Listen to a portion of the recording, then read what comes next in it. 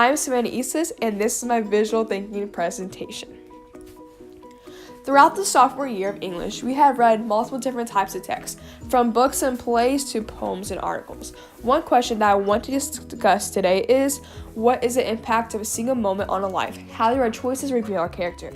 2 books that go along with this question that we read this year is Of Mice and Men and 102 Minutes. This can also be portrayed in the modern day of when families are being separated at the borders, and is also talked about in the poem of The Road Not Taken. Now, let's talk about Of Mice and Men, how this is demonstrated throughout the book. In 2018, we read the book Of Mice and Men, written by John Steinbeck. In this book, there's 2 men named George and Lenny, which Lenny is large for his size. I'm going to start off when Lenny kills Curly's wife. Yes, sounds a bit extreme, but this moment forever changed Lenny. This all started when Lenny was in the barn petting the bunnies and admiring how they looked.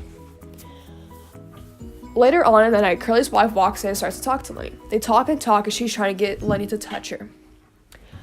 She's trying to be calm during the situation because Lenny is now proceeding to become rough with her hair and then starts to pull. Lenny states, "I don't want you to yell, you're going to get me in trouble." And she continues to struggle. He shook her and her body flopped like a fish. And then she was still, for Lenny had broken her neck. Staying back to page 91. This illustrated that Curly's wife did not think too much of the situation. She was broken inside and wanted someone to talk to and saw that Lenny was all alone. With Lenny doing what he did, he in the end killed another human being and in this moment changed the appearance of himself and the outcome that his life will come to. Now that Lenny has killed Curly's wife, everyone at the farm found out that it was him and they are wanting him to die as well. George kills Lenny on purpose so he can die happy knowing that good will come to his life. Lenny proceeds to say, "Lenny giggled with happiness and live on that alone of the land. I thought you was mad at me, George." George proceeds to answer, "I had never been mad, and I ain't now. That's a thing I want you to know." Staying back, page 106. In Lenny's head, everything is fine. Killing Curly's wife was an accident. He's not going to get punished for his actions.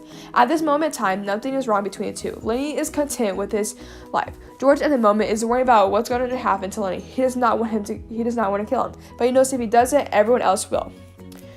Then it states, "The crash of the shot rolled up the hills and rolled down again. Lenny jarred and then settled slowly forward to the sand, and he lay without quivering." Staying back, page 106. This exact moment is where George released the trigger and shot Lenny in the back of the head, where Lenny did not know what was going on. And then states, George's voice was almost a whisper. He looked steadily at his right hand that held the gun. Staying back, page 107. At this time in the book, George is feeling remorse and being tormented by the actions that he just took. George is in shock at what he just did, but he knew he had to be the one to do it, the action kill him. Because if he did not, everyone else would, since Lenny killed Curly's wife in the barn. The one moment of Lenny killing Curly's wife had changed his life forever. If Lenny did not do his action, he would still be alive.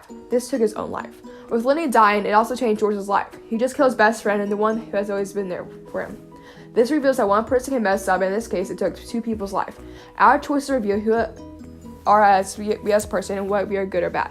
Lenny, he was bad. He killed a human with nothing to support why he did. Now, going on to the book 102 Minutes, which is written by Jim Dwyer and Kevin Flynn. This book is about the tragedy of 9/11. Throughout the book, you can follow each of the characters in the way they help one another to escape the burning building. There's 2 characters that really demonstrated friendship and how one choice can change your whole life. Abe Zamaliewicz, no matter what, never left Ed Bea's side. Bea was wheelchair bound due to an accident before this. Abe was the one who helped him cross throughout the floor on an everyday basis. They had true friendship and was there for one another. It states in the book, "Don't worry, everything looks like it's going to be okay." Dwyer and Flynn, page 44. This was the exact moment when the first plane hit the tower. At this moment, they had to think of a way to escape in one piece. Abe had to reassure Ed about the whole situation. They had to stay calm so that Ed would not be worried, and he wanted him to understand that it was a minor accident, and he wanted him to be calm. Everyone else was rushing down the stairs to escape this tragedy. Abe had every chance of protecting his own life and to escape the safety, but he chose not to. He chose to stick by Ed's side. It states, "Why don't you go?" "No, I'm staying with my friend," Dwyer and Flynn, page 178. This illustrates that Abe could escape at any time, but he chose to stay by Bea's side the whole time. Many firefighters urged the Zamaliewicz to free himself from the building before it potentially collapses. He told everyone else to escape, but he did not. It states in the book, who had already turned aside many suggestions that he'd leave Bea behind to the care of Fly First. Dwyer Flynn, page 219. Abe turned down every opportunity that came across him and denied everyone until a group of people could help them both escape. This helps illustrate that dedication from Abe Zimanowitz had by sticking by Ed Bea's side. He did not want him to be alone.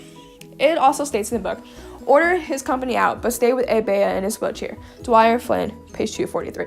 This illustrates of the any other friendship in the building. Abe could have escaped and live the rest of life of his own, but he chose to stay next to Ed.